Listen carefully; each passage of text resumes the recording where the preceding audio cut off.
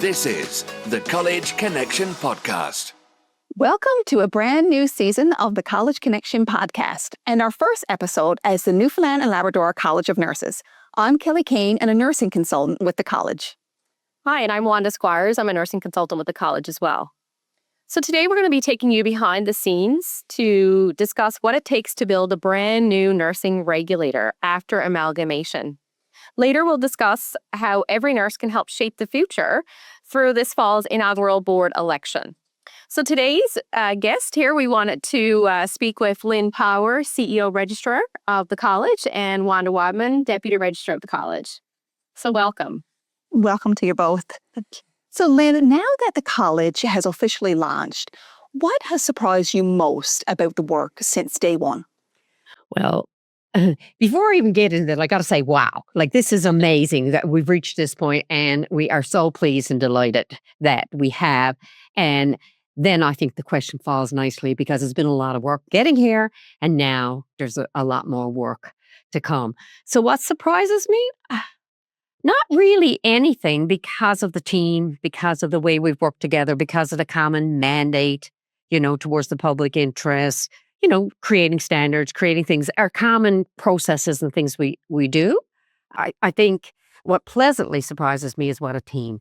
It's been a great team work, and I think kudos to everybody, and that's all the staff and the boards and all those players that have supported us along the way. Awesome. Thanks. So we often hear about harmonizing policies. So I'm just wondering, Juan, if you can tell me a little bit more about what that means, and what does it involve? It involves a lot of work, harmonizing policy. But we, as you can imagine, have the similar policies at each legacy organization. And so it was important to merge those together. So basically what we did and continue to do is to look at each policy from individual organizations and see what those policies said, and then do our due diligence in merging those together. So what that entails is looking at our legislation, the Nurses Act, looking at our regulations, looking at best practices, and see how those things impact on that particular policy that we're looking at.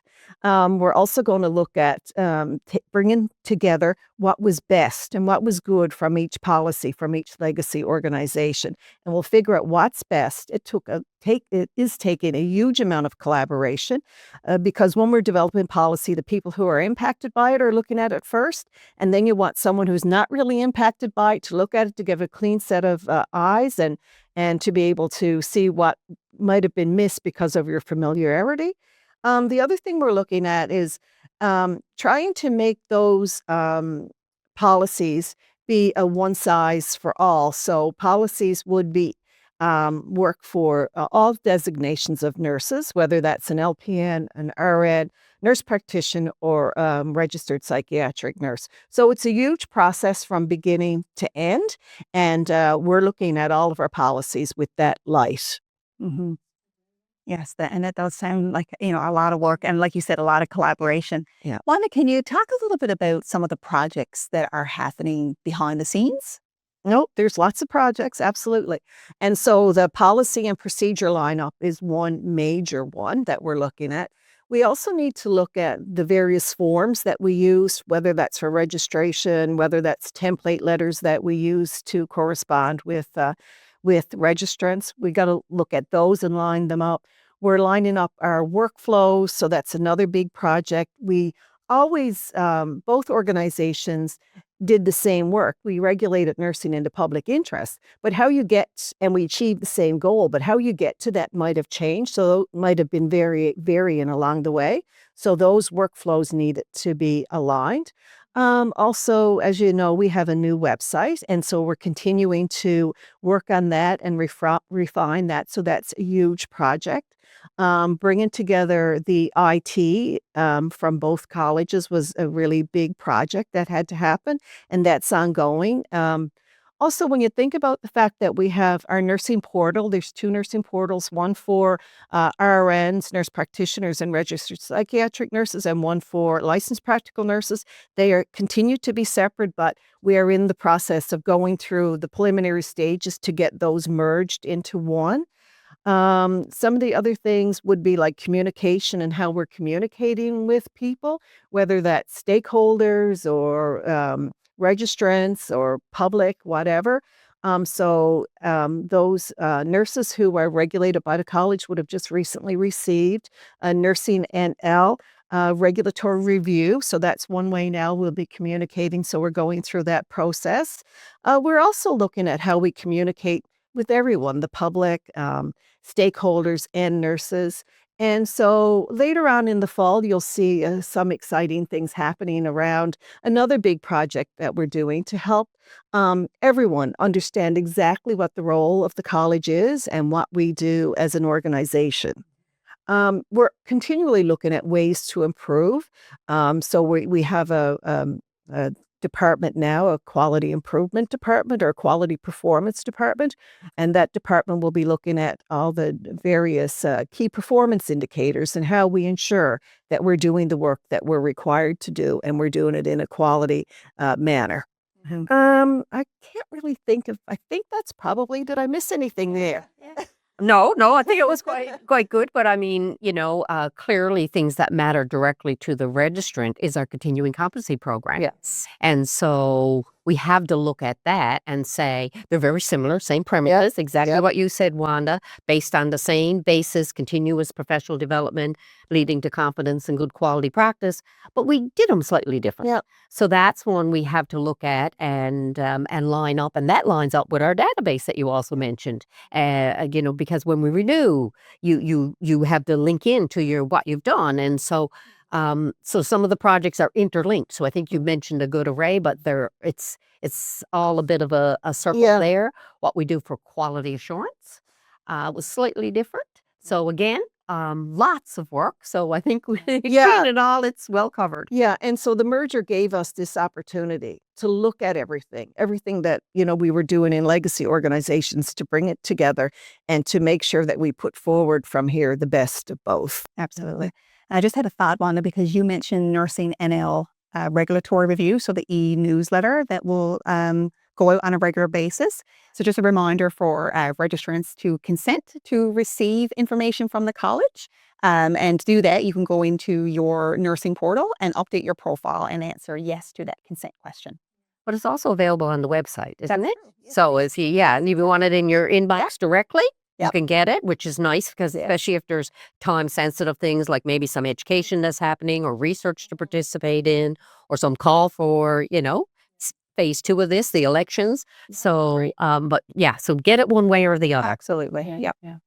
So, Lynn, with the two organizations coming together to, different groups of staff, how have the staff built that one organizational culture now coming together? Yeah, and it's been, I think it's been a relationship we've nurtured for years. We've been working collaboratively. Great example here. How many podcasts have the two of you done and scope of practice conversations out in the workplace and workshops and whatnot? And so I think we've been on that journey for a while, and Wanda mentioned a few, that we've been working on. Even our database, we made a decision 2 to 3 years ago that we would go to the same provider in order to be prepared.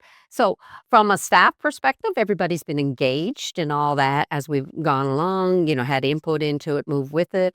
But we also took the time. We took some separate time to sort of talk about what that merger means, the culture, what it means to you and you individually, because it does mean something different to everybody.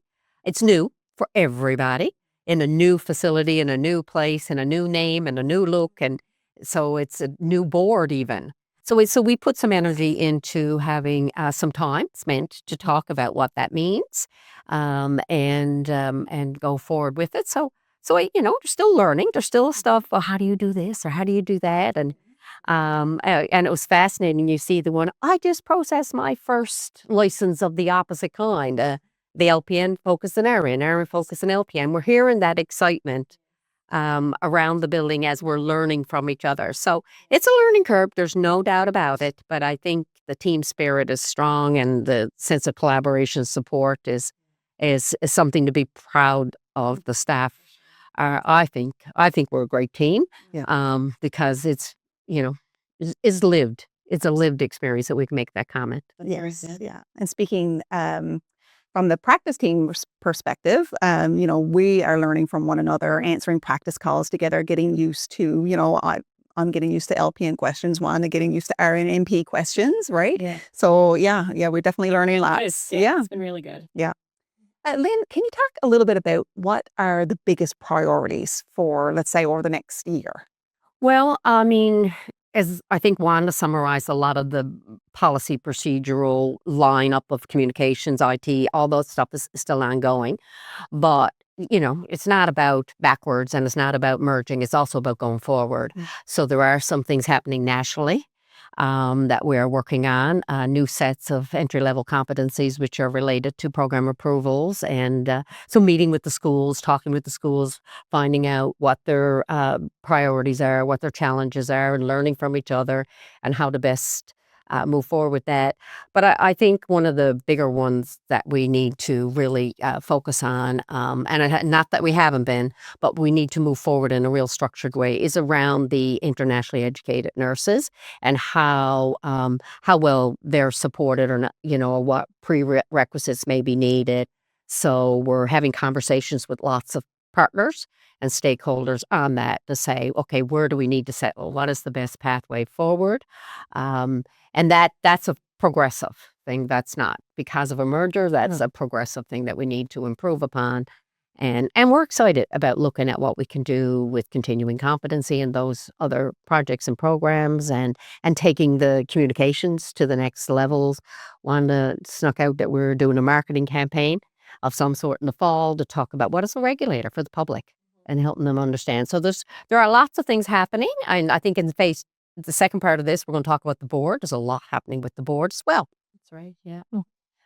Wanda, you mentioned earlier, there's certainly a lot of things happening here at the college, and lots of different things behind the scenes. But if a nurse were to come here to the facility, what do you think would surprise them? Like, what do you think that they would, be kind of shocked about, or wow, I didn't realize that you did that, or things like that? I think first and foremost, the sheer volume of projects and different components of nursing regulation that are ongoing, both things at a governance board level, both things and things that are operational. I think the sheer volume would surprise a lot of people. Also, maybe the complexity of nursing regulation and the various components, the QA pieces, the professional conduct review pieces, the practice consulting pieces, the vastness of registration. I think people would be very surprised at the complexity and all the different pieces that go into our processes so that we can regulate nursing in the public interest. I think the other thing that would probably surprise people, especially people who've ever experienced a merger, just how cohesive the group is after only a couple of months. Like, we have really only been together officially since the middle of April. And if you ask anyone in this building, I bet they would say it feels like we've been together forever because things have been so cohesive. And I think there's a commitment to all staff here that it's not about them or us or whatever. We're all about regulating nursing in the public interest, and people are committed to the mandate. And so that requires collaboration and commitment. And I think people would be really surprised to see just what type of commitment the staff have. And the board as well. But of course, if they come into our building, they're not seeing the board, they're seeing our operational side. And the board that we have now absolutely committed to this merger and to continuing our growth so that we take the best of nursing regulation and regulate nursing in the public interest. Thanks. So come into the building. You're with them. Absolutely. As an open invitation, and it looks lovely. It is. The signage, the new color, the logo. Come in and meet us. The doors are open every day. Yeah. Except, Lynn and Wanda, thank you so much for giving us a behind-the-scenes look of the work of building the new college. So when we return, we'll shift our focus from building the new college to the inaugural board elections. So I guess we'll be back shortly. So stay tuned, and we'll be back just after the break.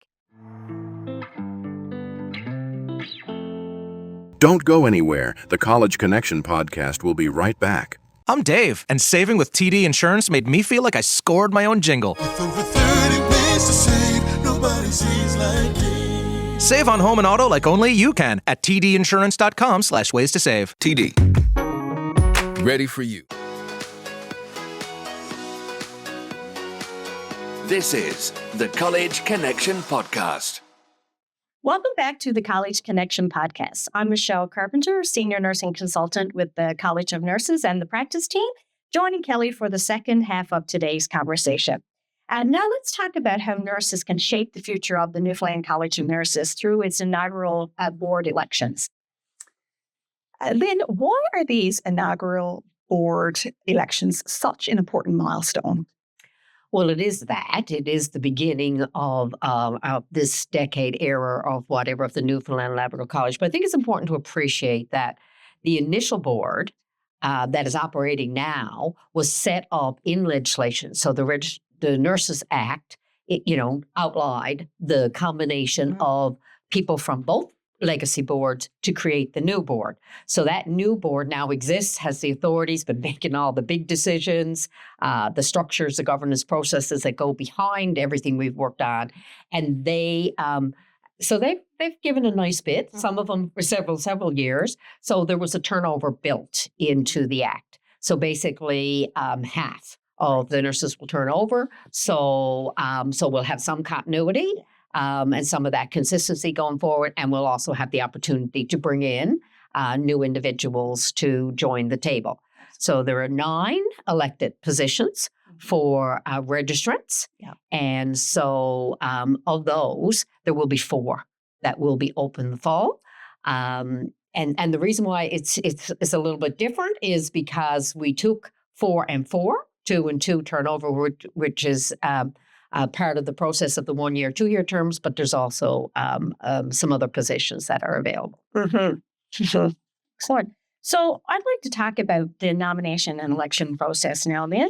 And I have a 3-part question for you. So remind me to, if you forget, what that 3-part question is. So first of all, I'd like to know, who can nominate a nurse to run for the board elections? What's the eligibility to even run for a board, and how do we vote? How do nurses vote for the candidates that are put forward? So first of all, you nominate yourself. Okay. It doesn't require, that was something we changed and done. If you are interested in a position, having somebody else put your name forward was just a process that was an extra step. So you basically, if you see an interest, have the availability, you review what's on the website. The role of the board is on the website described in the policies that we are not advocacy, we are not an association, we are a regulatory board here in the public interest, not into operations, into good governance, and the basic expectations around code of conduct, conflict of interest, things like that. So all that's available on the website. So first thing I would say is screen yourself. Mm-hmm. See if you have time, space, availability, interest, and review those processes, policies. When we do the call in the fall, we'll actually put a link in, but all the policies are available on the website now, or you could call us and ask any questions at any time. So have a look at that. There are some rules around conflict of interest, so that you can't be on an association or on a union board or hold a leadership position as a cooling off period of 12 months if you've since left. That's in the legislation.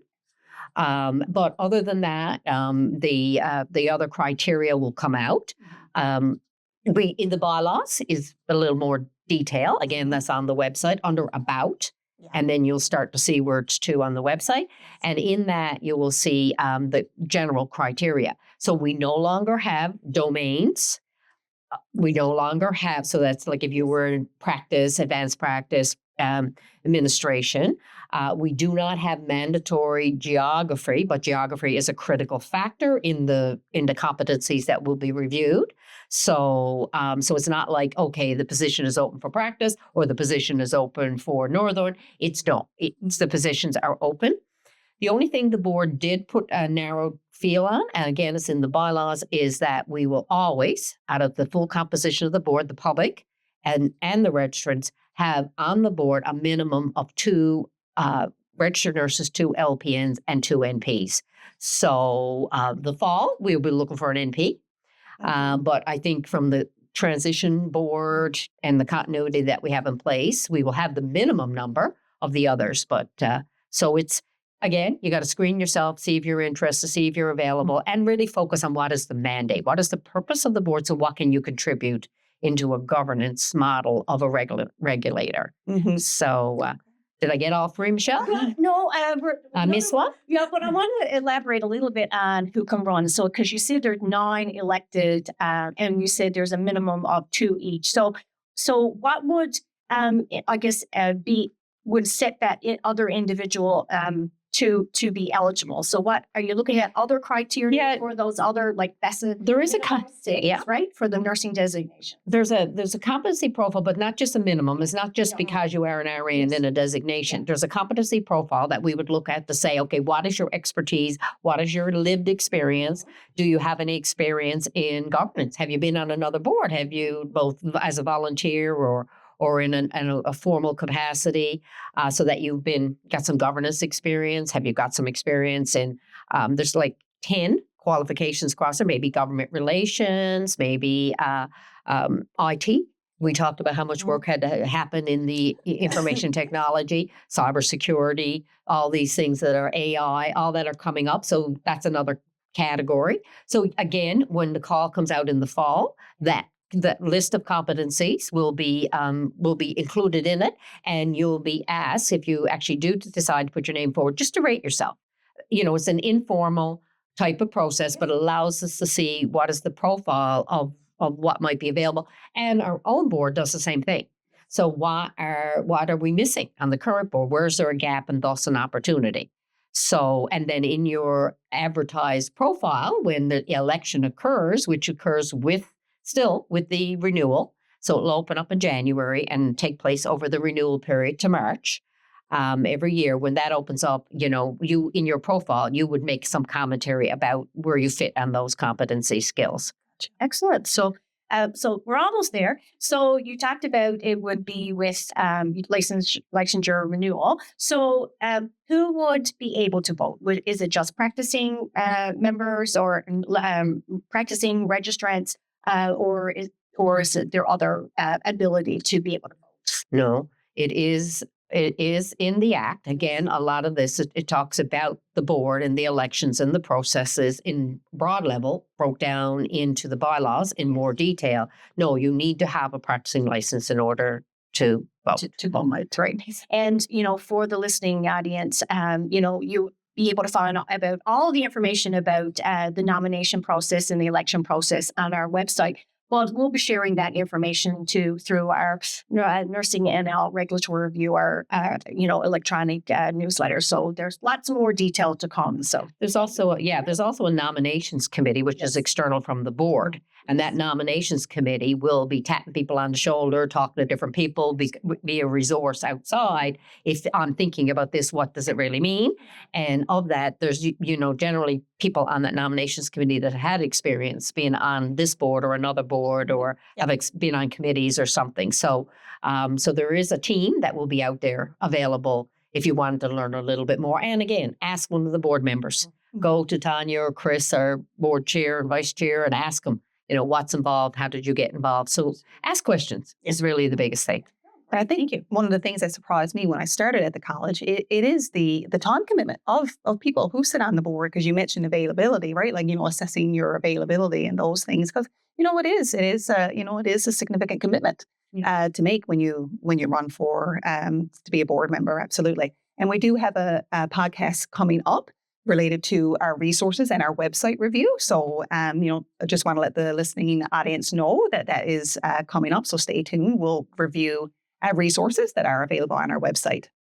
And Wanda, can you tell us a little bit about what qualities make an effective board leader? I know Lynn talked a little bit about the competency-based assessment. But can you just talk about generally what would make an effective board member? I guess, first and foremost, commitment to our mandate. So people who understand our mandate that we regulate nursing in the public interest. So people who are interested in that and have a commitment to that and understand why that is important. Also, I think people who are willing to give the time and are willing to give really thoughtful consideration to decision making, to look at the material that's provided, to review it, to reflect on it. Someone who's willing to give thoughtful consideration to decision making that's made in the interest of the public by the NL College of Nurses. Someone who has strong ethics, someone who understands why we exist. We're looking for diversity. So a variety of nurses who work in different areas. Maybe they're urban, maybe they're rural, maybe they're remote. We're looking for people who have experiences in administration, in all kinds of things. And so really diverse.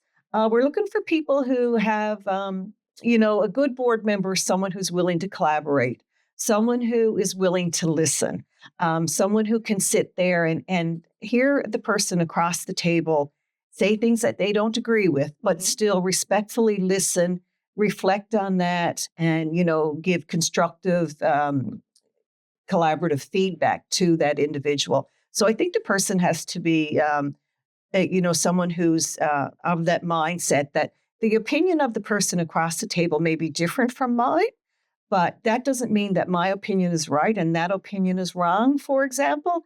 So they have to be of that mindset that, it's a learning process. You'll learn as you go. I think the other thing I would mention is people need to, nurses should look at their experiences, not necessarily only their nursing experience. When they're thinking about putting themselves forward, think about their experiences in life in general. Like they may never have been on a nursing board of any sort, but they may have sat on the board of their skating group, or they may have sat on the board of another organization. They may have participated at the school level. So there's lots of places where they might get experience. They may have been a treasurer for their soccer team. So they may have been involved in those sorts of things. So nurses can bring all kinds of experiences, not necessarily nursing experience alone. And we need all those sorts of things in order to be an effective board. So I think those are the kinds of things that people need to consider when they're thinking about, will I be an effective board member? What is it that I can bring to the table? And recognizing that we want to hear from all designations of nurses. And as Lynn said, the board has already made that decision that we have to have designations of nurses from all designations, from LPN, RN, and nurse practitioner. And of course, maybe registered psychiatric nurses down the road if we have those in the province. We're just looking for people who can bring that kind of strength to our board so that we continue to govern nursing in the interest of the public. And Wanda, I'm just thinking, we have had a lot of internationally educated applicants apply to Newfoundland and who are living in Newfoundland. We value that diversity as well from different countries, and the experience of the internationally educated nurse to bring that perspective to governance, not as from an advocacy perspective, but just that licensure and regulation perspective. Oh, absolutely. All nurses, whether they came to us from another Canadian province, whether they're domestic and they were educated in Newfoundland and Labrador, whether they came to us from another country, all nurses are eligible to be on our board as long as they're registrants, and they all bring a perspective that's important to governance. So absolutely, internationally educated nurses are more than welcome to participate in the election process. And just adding, all ages. Diversity is a variety of ages. Yeah. This is not you have to be at a senior end of your career to come in. And I think Wanda said it, is really important. We will provide governance education. We will explain how the board operates. There is a lot more in the orientation onboarding that is provided. So you don't have to be an expert. You just got to have those key elements that Wanda mentioned, that openness, that sense of a willingness to learn and participate. So yeah, it is diversity in the general sense of the word.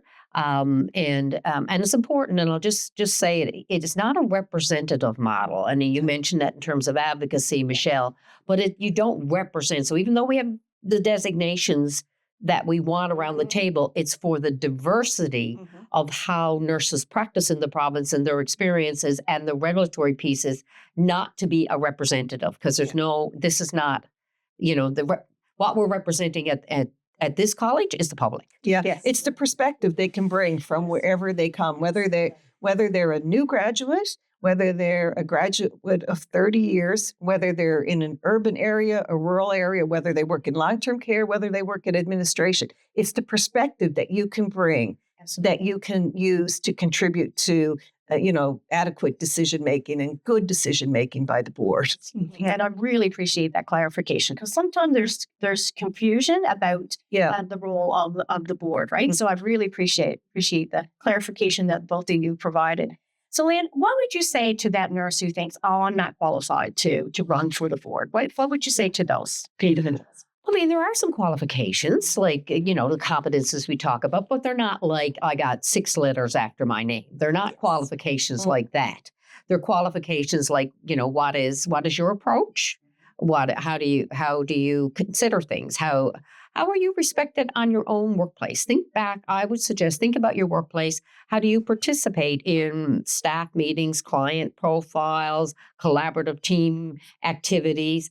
Do you feel like you're engaged, you're an active partner, you're displaying the competencies we talked about? Like what those types of everyday experiences are critical, like of how you've been a team player, a team member in the public interest in your workplaces. So I just take a step back and think about how have I performed and how have I interacted with my colleagues. If I was to ask your colleague, what do they think of my ability to run? Go back to the nomination question. Oh. If I was thinking about running, would you think I'd be good for it? Ask the question, right? Because others would have observed your behaviors that are there. Yeah. It is an election, so we would love to have, as the inaugural one, a full slate of people put their name forward. So listen, and if you don't make it first time, maybe you make it a second time, maybe a third time. We also got committees with subject matter experts on that we might, be able to capitalize on that, or maybe some other program, maybe a project we're working on that you might have an engagement in. So there's lots of ways to maybe inch your way in if that is something that interests you. Take the chance, put your name forward. But do it reflectively. Think about what's required. The time commitment for the board, part of the governance, but the board also plays a significant role in the complaints process. Yes. Yeah. And so that's sometimes a bit heavy. Yeah. Certainly time consuming, a lot of material to read. So it's just a matter of, I think, just put some thought to it. Yes, and it's that fresh voice, that fresh perspective is always welcome. So, absolutely. Thank you. Appreciate that. So, Lynn and Wanda, what final message would you like to share with nurses today? I guess, first of all, to say thank you to nurses. Thank you for your participation in the past, and we look forward to your ongoing participation in the future. And, to consider putting themselves forward, to give some thought to that. And if you're not ready for an election yet, if you're not ready to do that thing and put yourself out there for an election, think about whether or not you might want to participate at some other level with college. And, as Lynn mentioned, there's committees, there's all kinds of opportunities here. So feel free to contact one of us, or you can subscribe, or you can put your name forward when you do your licensure process as well. But to let us know if you want to participate. And, we'll continue then together to build this organization so that we improve and we continue to regulate nursing in the public interest. That would be my my final words. Yeah, great words. And I think read about us, learn about us, look up stuff. We're here, the podcasts are very successful. People are following them. Look up the new website, look around. Stay tuned. It may not be the right time for you at this point to maybe take a bigger step, but you should always know what your regulator is doing. I mean, you are a licensed professional. The privilege to practice in this province is because you hold a license and it's authorized under legislation under the Nurses Act.